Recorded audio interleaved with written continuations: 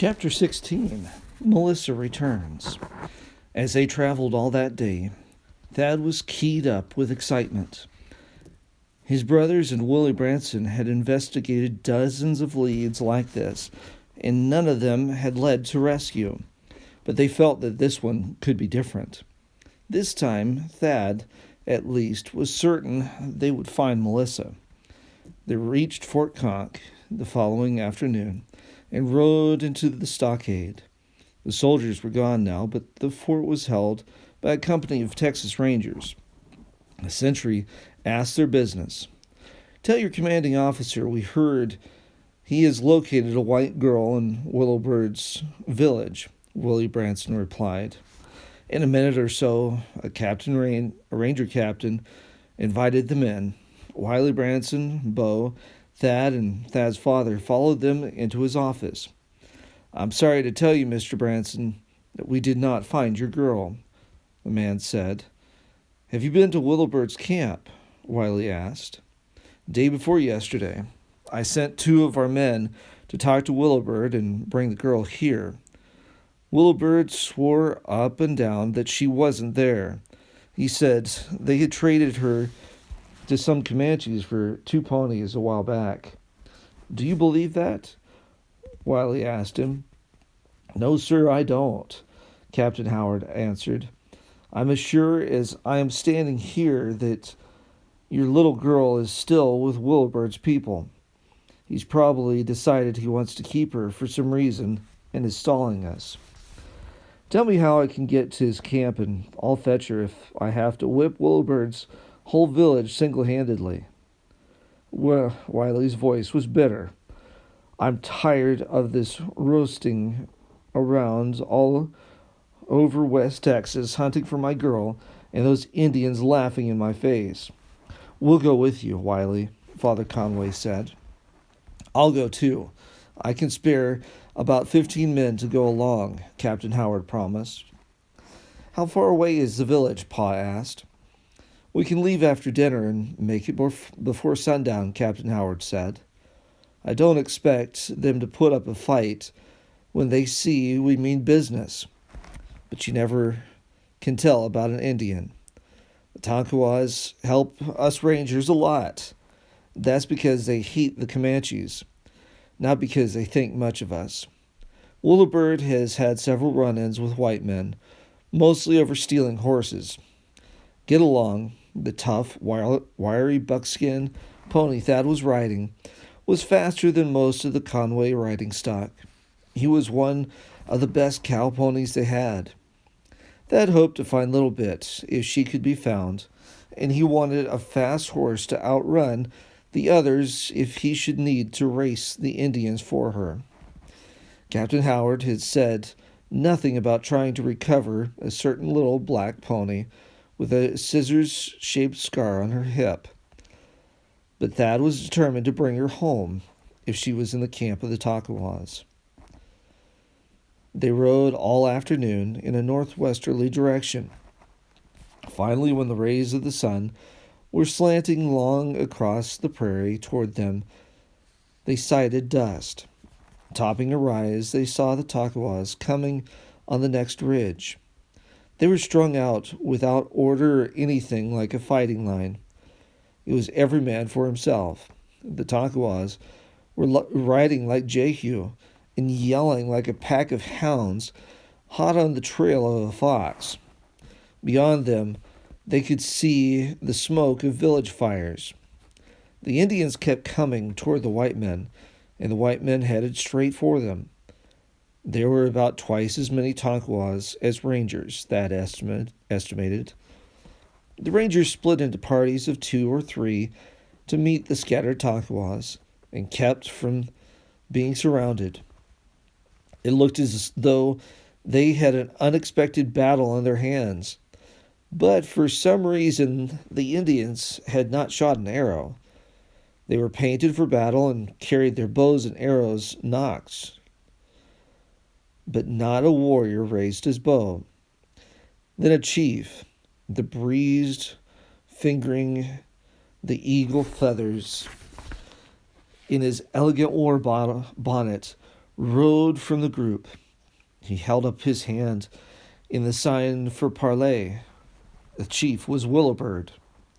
Captain Howard signaled his men to hold their fire while he rode ahead to meet the old chief. Thad was fidgety. He knew how long and ceremonious.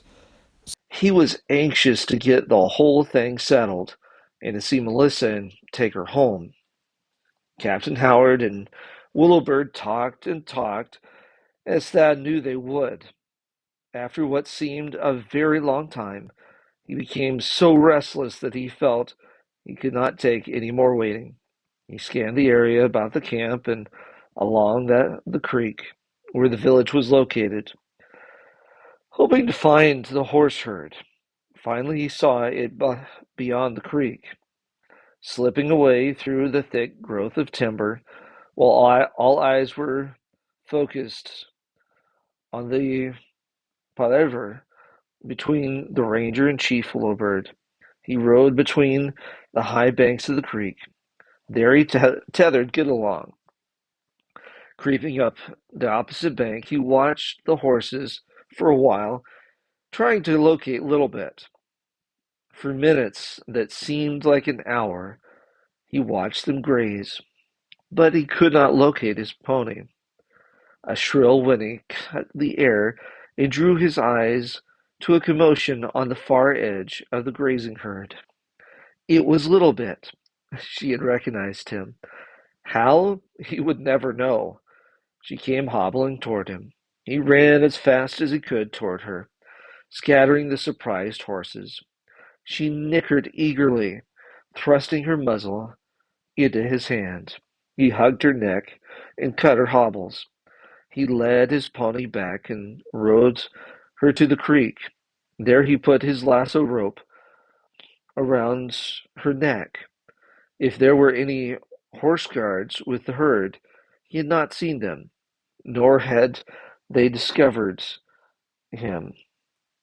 Perhaps they too were curiously watching the palaver going on outside the village. Leading Little Bit, he rode to the outskirts of the bargaining party and watched proceedings from the shelter of the timber. He watched until he saw Willowbird send a messenger into the village. In a few moments, he saw the brave return with a middle-aged woman and a girl. His heart was pounding with anticipation. The girl must be Melissa.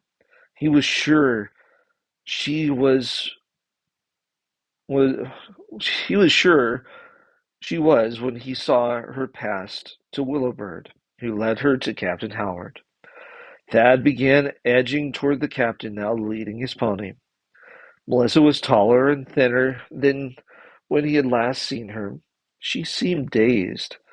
Even when she recognized her father and Beau, she stood looking at them with an air of embarrassment.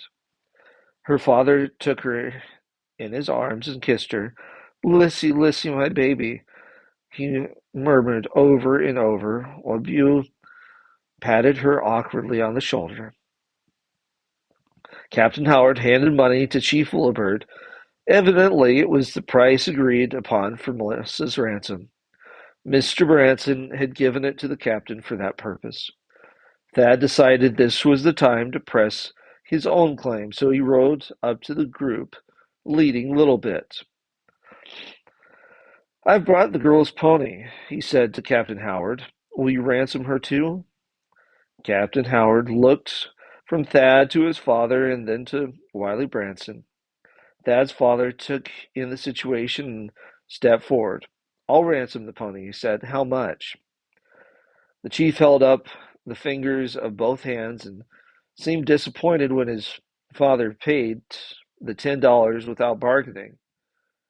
He had missed half the fun of the deal. It was worth $10 to end that everlasting dickering, Father Conway said. He rode beside Thad as they started back toward the fort. Wiley Branson and Beau, with Melissa riding between them, caught up with Thad and his father in a few minutes. "Howdy, Lissy," Thad greeted her, grinning. She looked him over as though She didn't recognize him. Then she replied, "Oh, Thad, I didn't think I'd ever see you again." Thad's eyes were shining as he reined his horse alongside hers. "We've got a lot to talk about, Lissy, when we get to the fort. I've 1,000 questions to ask you." "I want to ask you some too," she said. And the whole party fell into a steady, mile-eating pace. But Thad, riding behind the Bransons, kept Melissa constantly in view. He felt that he must never let her out of his sight again. "Those Tonkawas didn't want to battle any more than we did," Captain Howard said, laughing as he dismounted at the fort. "One of their braves had taken a shine to Melissa and wanted her for his squaw. Old Willibird thought he could bluff us into believing he had traded her. He'd have been talking yet if I hadn't threatened to destroy his village." Mrs. Howard had taken Melissa over as soon as she got to the fort. When Thad and his father entered, they were told to wait for her. Wiley and Bill were waiting too. Soon Melissa came into the room, accompanied by Mrs. Howard. She was dressed in a pink calico instead of the ragged doeskin squaw dress she'd been wearing before. Whenever Thad was outdoors, Little Bit kept as close to him as she could get. She would lay her head on his shoulder and nicker softly. The following day, the Bransons and Conways started home. At first, Thad left Melissa with her father and brother. Wiley wore a happy grin most of the day. Every little while, he would say, "Lissy, my girl, my baby, you finally came back."